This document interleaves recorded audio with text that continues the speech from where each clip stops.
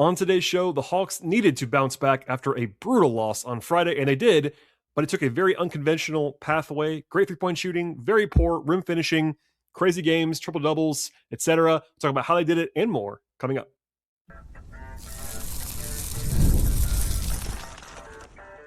You are Locked On Hawks, your daily Atlanta Hawks podcast, part of the Locked On Podcast Network. Your team every day. Hello, friends. Welcome to episode 2124 of the Locked On Hawks podcast, part of the Locked On Podcast Network, now the number one sports podcast network. I am your host, Brad Rowland, coming to you on a Sunday evening into Monday. And today's podcast is sponsored by the folks at FanDuel Sportsbook. And if you want to be right in the middle of the NBA and NFL action this season, visit FanDuel.com and place your NFL live bets, NBA live bets, and more all season long. And today, we'll be diving into what became a 120-117 win for the Hawks at home against Philadelphia. If you're watching on YouTube, you can probably see this now. I am not in my normal space. I was not at the game today. I'm still in the desert covering the NBA Cup, but I was dialed in as I always would be on the Hawks. And overall, a nice bounce back victory for the Hawks after that pretty glaring hiccup on Friday in Detroit. If you missed anything from that game, I did a breakdown of that contest, and it was pretty ugly stuff for the Hawks on the whole. Also, a rematch of a double overtime thriller that was played 2 weeks ago between these two teams. And quite frankly, another wild game. Not an extra period in this game, but a lot of drama all the way through. So it's important to note for context purposes that both teams were not at full strength in this one. No Trae Young, of course. Porzingis is going to be out for a while. I'll talk about that later on in the podcast. No Tyrese Maxey, no Kelly Oubre for Philadelphia. And this game was always competitive. It was never comfortable for the Hawks at any point, all the way until there was some real drama late in the game. Atlanta did lead for the vast majority of the game and up to 11 points. And for me, they were probably the better overall team. I would say that. They won some of the process stuff in this game. And in the end, they get a win they probably just needed to get, honestly.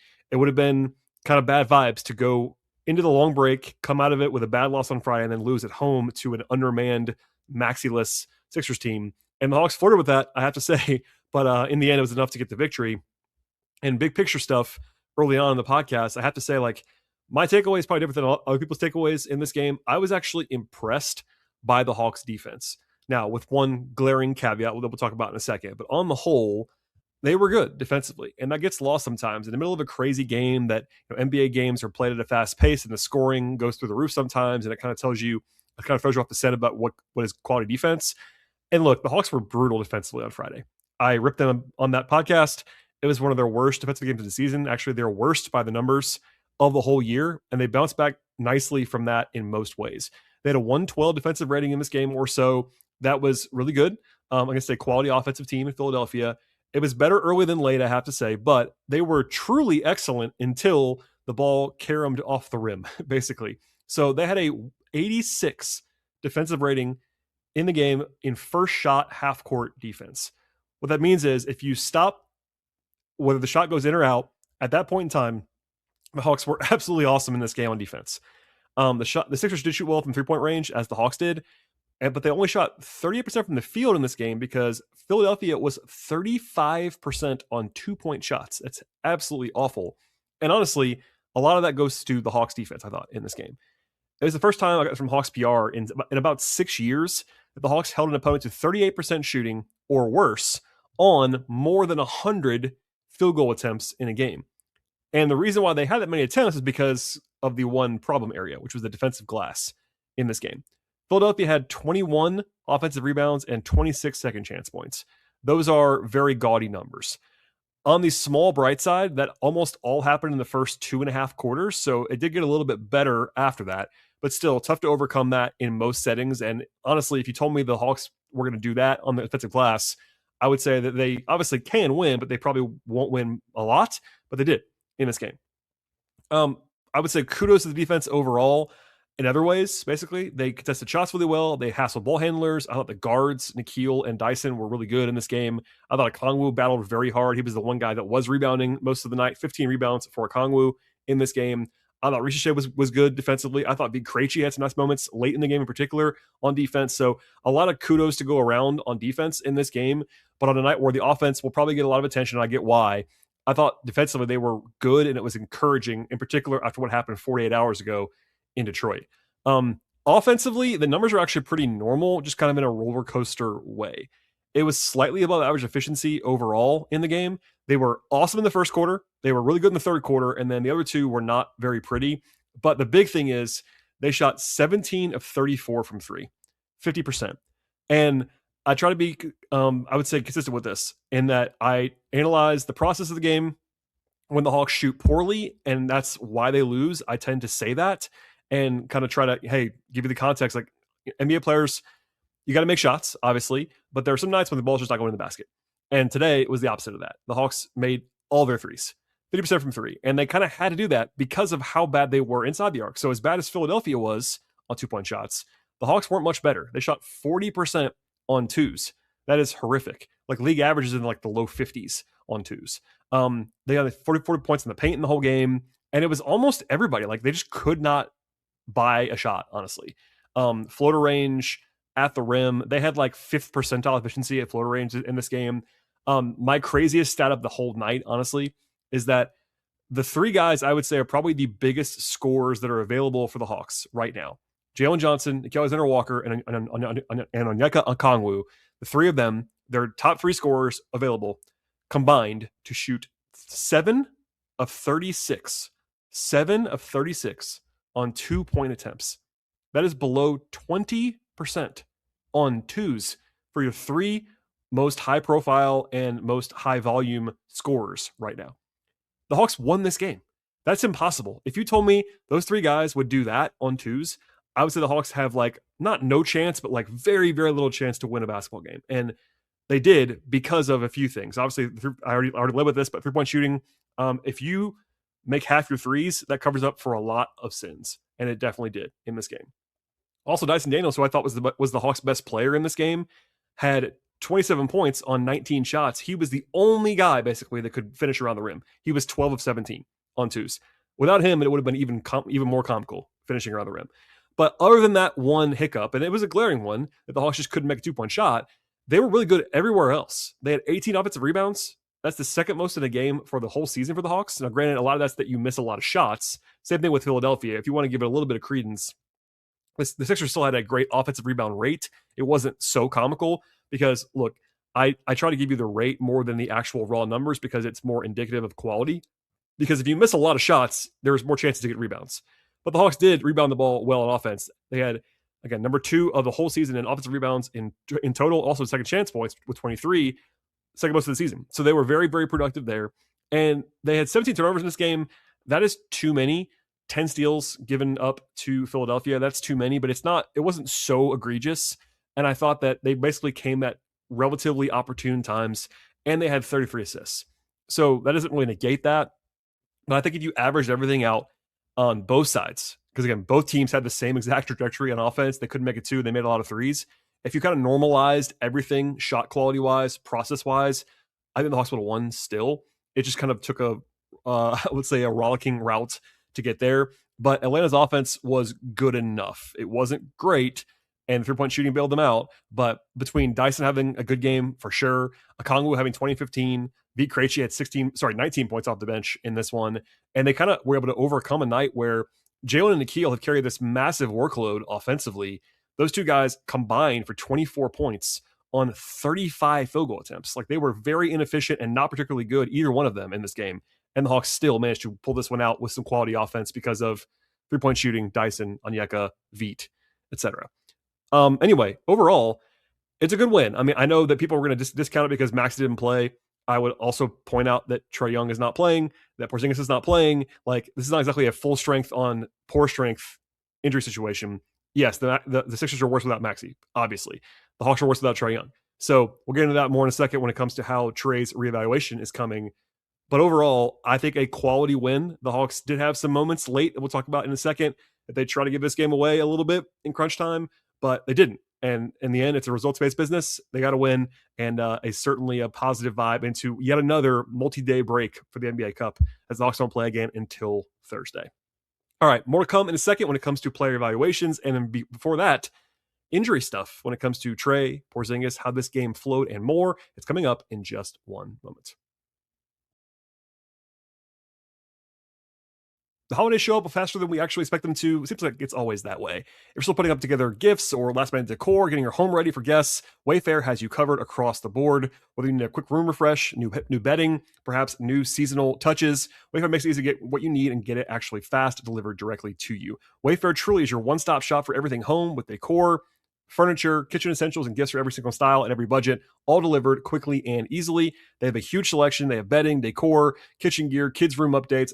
You can honestly find anything you want in just one place. And the Wayfair ads that you actually order will instantly refresh your space without a big project. And it's also perfect at Wayfair for gifting as well. They have guides, options, and something for everyone on any kind of budget. There are no massive delivery fees as well, and absolutely no stress. It's the best way to get your home holiday ready without running around into different stores. Get last-minute hosting essentials, gifts for all of your loved ones, and decor to celebrate the holidays for way less. Head to wayfair.com right now to shop all things home. That's Wayfair, wayfair.com. Wayfair, every style, every home. NFL Sundays move fast. One big play so that everything actually feels different for you. That's what makes live betting with FanDuel so very exciting. You're not just watching the game. Instead, you're actually reacting to it in real time. With FanDuel, you can actually place your bets as the action unfolds. Every drive, every momentum swing, every highlight moment. And live betting is actually the best when it comes to starting to shift things in the middle of the game. Something gets hot, a defense tightens up, momentum flips after a turnover, etc. At FanDuel, you can actually jump into the game right there in that moment. They have live spreads, they have live money lines that adjust instantly. They have player props to update as guys heat up in the middle of the game. You also bet touchdown scores, drive results, totals, and much more. You can actually be locked into every single snap, every drive, every possibility at FanDuel. And as always, they have you covered across the betting space as well when it comes to the NBA, college football, college basketball, MMA, boxing, golf, soccer, tennis, auto racing. It's all there for you at FanDuel. Plus, they have all the pregame lines that you need, from point spreads, totals, money lines, player props, game props, and so much more.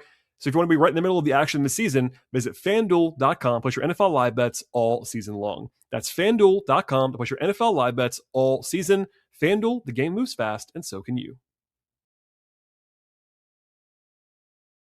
All right, thank you for making Locked On Hawks your first listen of the day, checking out the Locked On Podcast Network. You already live the your team every day mindset. And now you can take it up a level if you want to and go ad-free if you prefer by joining the Everydayer Club today. You get ad-free episodes, access to a members-only Discord, and so much more, all for just $5 a month, $50 a year. Go to lockedonhawks.supercast.com. Check out the link in the show notes if you want to learn more. And before I dive back into the game itself, I should tell you a little bit about the injury updates that actually happened over the weekend that are big ones for the Hawks. So Trae Young was due for a reevaluation since it's been 2 weeks since the last update on him. It's now been 6 weeks since the actual first diagnosis came of the sprained MCL. And the Hawks released on Saturday afternoon that Trae, quote, continues to increase his reconditioning activities and expected to return to practice next week, end quote. He was seen shooting on the court today at State Farm Arena and easing in. Obviously, it looks like he's on a good track, looks good physically. Obviously, he's not ready to go in a game right now today. And coming back to practice does not mean returning to games, but it's absolutely another positive step. I've heard a lot of good things about Trae's rehab in the last couple of days, and it seems like he'll be back, as it's been reported, before the end of the month at least. Could be even later this week. We don't really know, but the Hawks should have at least a practice or two between now and the game on Thursday, and perhaps Trae will be on the court for that. But if nothing else, returning to practice within the next week is a good step, and he should be back on the floor in a game situation not too long after that if things go well. Then on Sunday, the Hawks gave actually their first update of any kind on Kristaps Porzingis. So if you've not been following this story, Porzingis has been out with illness, and he's been getting ruled out a day early. He's not contagious, so because he's been around the team. So it's a little bit, obviously he has the POTS diagnosis from this summer that we talked about on the podcast, a kind of rare syndrome. He's got this injury, illness history, etc. So the Hawks finally, I would say, gave some sort of update. They've kind of hid behind the fact that it's illness. It's not something that they have to talk about a lot, and I've said that on the show multiple times. But the Hawks did say in the release that, quote, to ensure that he continues to make progress towards a full recovery, Porzingis will continue to this period of limited basketball activities and evaluation for 2 weeks. So basically, he'll be reevaluated in 2 weeks, and he'll have, quote, limited basketball activities and evaluation. So that's all we know. It's a very vague update. People are asking if this means it's a recurrence of POTS. It certainly could be. I will say this one more time. Porzingis was asked about that particular thing about a week and a half ago, and he said it wasn't. That's the only public statement that anybody has. So it does not mean that it definitely isn't, but he said that the team has not said anything beyond this. And including today, he's now missed 11 of the last 15 games. He's missed 7 of the last 8 games. Obviously, you can't really rely on him to play right now. Missing probably at least 2 more weeks is at least 6 more games, and reevaluation does not mean return. So if you do the math on that, he will have been out for 13 of the last 14 at that point. The Hawks could use him. Obviously, he's not a perfect player, but a high upside player. There's a whole theory of the case with him and the shooting, all that stuff. So obviously, I think first and foremost, it gets lost. These guys are humans. I hope he feels better. I hope he's just healthy moving forward. On the basketball side, it would be helpful for the Hawks and for all parties to have some clarity on what's going on. Maybe they do, and they're just not saying, but we will see. But I think for now, it was untenable to keep going game to game and just saying he's out a day ahead. Like they had to give some sort of update, and now at least they're pushing it back 2 weeks, and that's where we are. All right, back to the game.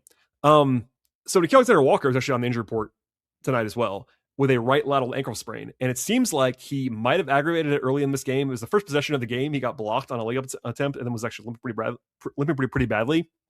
Quinn Snyder did say post-game, he called timeout at that point because he thought Nickeil re-aggravated the ankle, but apparently it's not the same injury. We don't know anything else about that, but it's not the injury. He did play his normal minutes. He played 34 minutes in this game, so hopefully he is okay, but at least that was a concern for a moment. The Hawks did play pretty well early on, and as they did the entire game, they shot the ball great from three-point range, made the first 3 in the game. Rotation-wise, no big surprises. They played 8 guys in the first quarter, and then played 10 in the first half with Keaton Wallace, Ace, and Newell coming in later on. They did go down to 9 after halftime, which is notable, I would say. I thought Kennard and Veet had a nice possession early on in the game and actually played kind of a 2-man game together to create a 3. Veet Krejci was super hot. He had actually a nice 2-man moment with Okongwu as well for an easy bucket at the rim. And the Hawks were actually up by 10 points at the end of the first quarter. Like they played great in the first quarter, honestly. Veet had 11 points on 5 shot attempts. He was just unconscious in that first half. The Hawks got 13 free throw attempts in the first quarter. They had a 150 offensive rating. So I mentioned before they were awesome in the first quarter. They really were. The rest of the game, less so, but it all counts. And still, like the whole game was the same. Like I have it in my notes right now, like a kind of a weird quirk. Louis says no one can make it 2. Like, yeah, no one can make it 2. The Hawks did have a rough start to quarter 2, I would say. A 13-2 run by Philadelphia to erase the lead within about 4 minutes. The first 7 points that they gave back were with Keaton Wallace on the floor. And Keaton only played 1 stint in this game. It was 3 minutes. He was pretty disastrous individually. I try to differentiate this because there have been times this year where Keaton's lineups that include him have gotten beaten pretty badly, and it hasn't been his fault. Like, at least not only his fault. He was really bad tonight. So that's a lot of differentiation. And I think that was perhaps why he didn't play anymore after that. I have been a proponent. I feel bad because I think Keaton's actually has a real role on the team. I think he's played too much, and I think he just doesn't need to play unless someone else is out right now. But the Hawks decided that in the second half. Notable anyway. Dyson had a crazy block. I thought he was awesome in that first half. He didn't have a steal until late, so kind of went unnoticed for people, but he ended up with a big game, but he was awesome the entire game. Later in the half, there was some drama with Embiid elbowing Okongwu and getting called for a flagrant foul. Jalen Johnson was taking some exception to that, and there were some words exchanged. It was a flagrant on Embiid, the right call there. The Hawks were up by 4 points at halftime, despite shooting 33% on twos. That's so crazy that you could be winning doing that. But it was the same thing the entire game, honestly. It got a little bit better inside the arc after halftime. Jalen was 2-10 from the field, like just didn't do much at all in the first half. But Veet and Okongwu and Dyson really kind of carry the load in the first half. Okongwu had 11 rebounds in the first half, kind of bridged the gap a little bit. So it was kind of ugly as a start on the second half for both sides of the floor. The Hawks did keep shooting well from three-point range. Ricochet got hot at that point.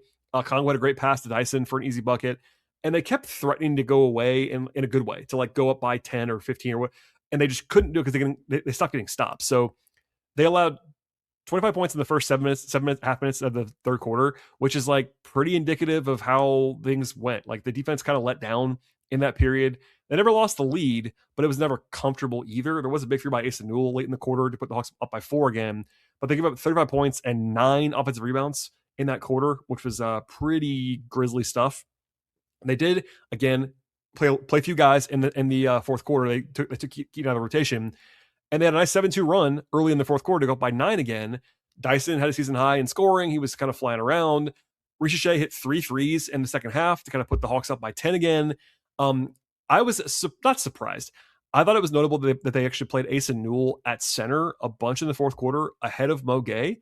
I thought, as you kind of would expect, Asa was very productive on offense, like looked good, and then gave a lot back on defense. Like I would have preferred Mo a little bit. I would also say Mo was not particularly good in this game. So that was, if there was ever a time to do it, it was probably today. I think on the rewatch, I was a little bit less bothered than I was in real time because I thought that Mo was just not as good as I thought he was in the first half. But I think when you go to Asa, you kind of are leaning into the offense, which Quinn does tend to do. But anyway, also the Hawks closed with V. Krejci, and I thought Vite was really good in the first half. I would have gone to Ricochet. I thought Ricochet was playing extremely well in the second half. He made 4 jump shots in a row and is the better defender. That was, it didn't hurt the Hawks, but I thought that was an interesting decision that I would have gone to Ricochet at that point. Going to crunch time now quickly. Paul George was unconscious for Philadelphia. Like just couldn't miss. I think he was 7 of 8 from 3 at one point. Missed his last 2, but just was crazy. He banked one in, for example. I'll fast forward a little bit here. The Hawks won a challenge to get the ball back up by 2, and then actually went up by 5 after a 3 by Okongwu after that inbounds play that Quinn drew up a very nice play to get an open 3 for Okongwu. But from there, it was never comfortable again. Like Jalen got, I thought he got fouled and it wasn't called, but he missed one. Nikhil missed a driving layup that he usually makes. They got some stops, but then Philadelphia made a couple buckets. Hawks got bailed out a little bit on old pal Don Barlow, got a goaltending violation to put the Hawks up by 4 again. But then Philly just kept scoring. They just kept scoring, and the Hawks kept not being able to score. So Jalen drove again, couldn't finish. They did get his own rebound on that drive. I found Dyson for a layup to give Jalen a 4th consecutive triple-double, which is crazy. We'll come back to that later on. But Philly wouldn't go away. Quentin Grimes hit a 3. Kongwu had a shot that go in and out. Like there's a lot of in and outs, like a lot of finishes the Hawks normally would make, and they just didn't make them. I teased this earlier, but Vite Krejci had a great defensive possession on Paul George late in this game. That was a huge possession. They did struggle again to get the rebound, but they forced a miss. Nikhil tried to throw a pretty aggressive outlet pass to kind of end the game right there, and it was deflected back towards him. Fortunately for the Hawks, that was number 1 where the Hawks made 2 plays late in this game, both involving Nikhil, in which they tried to give this game away a little bit. That was the first one, but it didn't bite them. He got the ball back, but Philly was not in the bonus yet. Oh, sorry, the Hawks weren't in the bonus yet. So Philly had to foul twice. So the Hawks had to inbound the ball with a 1-point lead and 2.5 seconds to go. The first time they tried, they had to call timeout because they couldn't get the ball in bounds. The second time, they got it in to Nikhil Alexander-Walker. And I have to say, I am pretty sure that should have been a backcourt violation. And if it was, the Hawks would have been in some peril. They would have been up by 1, but it would have been a bad spot. Now, I am not a rules expert. I know a lot about the rules, but I reach out to people that actually know the rules better than I do. And basically everyone who watched the play and knows the rules thought that it was backcourt, and it just wasn't called. And sometimes you get a break. So that happens sometimes. It was not well executed at all. Jalen threw the pass at the worst possible time. Nikhil, I think, smartly tried to like not catch it because I think he might have known, but you get a break there basically. And then he gets fouled. He makes both. And then they dodged the miracle at the buzzer. And honestly, there was a shot in the air to tie the game. So it wasn't like it was over at that point in time. So it was a lot of drama. That's my short version. It was a lot of drama at the end of this game. And in part because the Hawks just could not finish.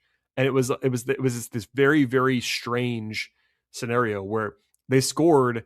So Okongwu had a 3 that I mentioned before out of bounds play with 3.5 minutes to go. And from that point forward, they scored 4 points in 3.5 minutes. And it was because they just couldn't get anything. Even the one that Dyson scored was on a second chance point because Jalen, again, previously missed a layup. So it was oddly, I would say, on brand for tonight's game. But in the end, they got enough stops, importantly, and avoided disaster at the right time. All right. In a second, I'll talk about the player evaluations that I have, as well as look ahead to what's to come in another light week for the Hawks. And it's coming up in just one moment. Let's be real. Making excuses does not actually solve anything. We've all heard them before. It's just stress, or I'm tired, or it just happens to everyone sometimes. When it comes to performance, your body sometimes just needs a little bit of an extra support system, and that's where Rugiet comes in. Rugiet.com offers fast-acting, doctor-prescribed treatments for ED designed to help you stop making excuses and start making moves. Rugiet makes it easy to get started. You can connect with a board-certified doctor. It's 100% online with no awkward waiting rooms and no in-person appointments. If prescribed, You have treatments that actually ships directly straight to your door and discreetly. The process is simple, it's fast, and it's private. It's all handled by real doctors. It's about confidence, connection, and getting back to the moments that matter to you. Visit Rugiet.com/LockedOnNBA and get 50% off your first order. That's RUGIET, Rugiet.com/LockedOnNBA. And don't forget that code. It's LockedOnNBA. So then actually know that we sent you to them. Rugiet, stop making excuses and start making moves. Have your health or family needs changed lately? Georgia's got you covered. Georgia Access is our state's marketplace for Georgians to compare, apply, and enroll health insurance plans that offer the best value for their individual needs. Open enrollment is happening now. Visit georgiaaccess.gov today. That's georgiaaccess.gov. Georgia Access, health insurance for Georgia by Georgia. All right, into the player evaluations in this contest. A lot of good, a lot of mixed, a lot of shakiness. A weird night, but certainly a positive one on the whole. 10 guys appeared, and all 10 were available. That was all they had. Lots of injuries. I will say, on a small bright note, Nikola Juricic is actually back playing in College Park. He missed a lot of time with an elbow injury. He played today. I think he's a long way from helping at the NBA level, but certainly a guy the Hawks fans know, second-round pick, etc. He's now back and healthy. Eli Njai missed today's game in the G League. And Folly Dante still has a concussion, a scary one. And hopefully he'll be back soon. Hopefully he's healthy. But without him, they had 10 guys available today. And Keaton Wallace was the only guy who did not play more than one stint. 3 minutes, -7, 0 4 from the floor, 1 rebound, 1 assist. I thought Keaton had a really rough day. It was only 3 minutes, so it's a small sample size, but he was not very good in this one. Mo Gay, 11 minutes, 1 point, 1 rebound, 1 steal. Did turn it over twice, had a block as well, and a big block at that. I don't think Mo was particularly good. I think he's still just so much better than Asa defensively that it's worth keeping that in mind, because Asa is more skilled offensively. He just is. But keep that in mind. But I think Mo's, for me, the better player at this moment, but certainly Asa helping his case. And I'm a big fan of both guys, honestly. Speaking of Asa Newell, 9 points and 6 shots in 14 minutes, 4 rebounds, 2 assists.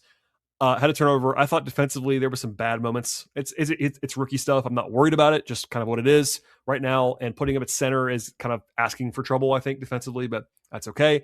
Luke Kennard, 5 points, 4 rebounds, 2 assists for Luke. Only took 2 shots. He's got to shoot more. That's a familiar refrain for Kennard. I thought he was okay. He didn't do a ton positively. I still would just rather have him play than Keaton. But I think overall, when Trey comes back, I think Luke might be the, not odd man out, but he'll probably be the guy who plays less than Veet, and with good reason at this point. Speaking of Veet, 19 points, 4 rebounds, an assist, 4 threes. I mean, Veet has just been unconscious. I've been saying it a lot, but it's just worth keeping in mind. Veet is shooting 44% from 3 for 2.5 years. This is a real thing now. He is a elite shooter. He's out of his mind. That helps. Now he's kind of a specialist, not fully a specialist, but he's certainly not like Garrett Matthews level, but he certainly is a 3-point shooting specialist, or at least expert at this point. But hey, when it goes in, it goes in. To the starters, Zachary Richiche, 21 minutes, 15 points, 2 steals for Zach as well. I thought he was good, honestly. Good on defense, good activity, hit 3 threes, and also had a 4th that was a foot on the line 3 in the second half. He was shooting the ball well, playing with confidence, running the floor.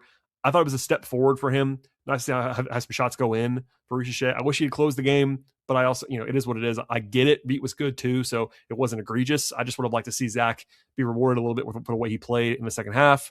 To the 4 guys who were the kind of the core 4 that are available right now, Nikhil had a rough night. He was due for one. That's fine. He also has the injury. He was not 100% clearly in this game. He was 3 of 18 from the field. So he hasn't had one a game like that since the opener of the season, but 12 points, 7 rebounds, 6 assists. I thought he actually played good defense. He couldn't get a shot to go on drives. That's all it was. He's been awesome this year. Not concerning at all for me. Jalen Johnson. So a interesting evaluation, and people that listen to the podcast regularly will know this, but if you don't, I try to give you the whole picture on the show.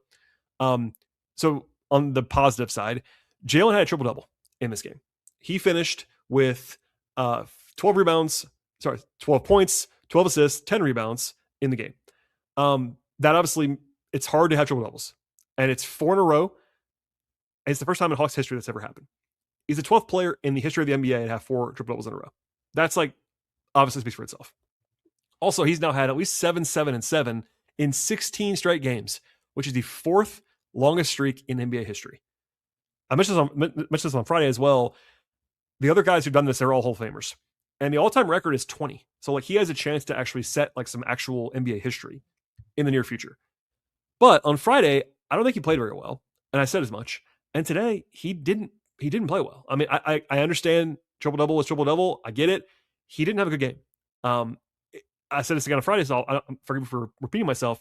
It does kind of speak to his talent and his skill set and the way he's able to operate, that he can not play well and still have triple-double. That is actually a compliment to Jalen, but he didn't play well. He was 5-17 from the floor in this game, only got to the line for 2 attempts.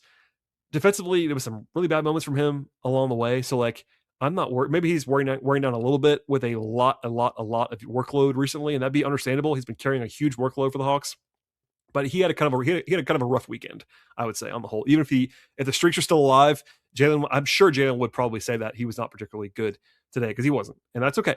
We can say that out loud and have it not be a big thing. Okongwu, he was kind of the epitome of the shooting profile for the Hawks in this game. He was 1 of 7 on twos and 5 of 10 from 3 as a center.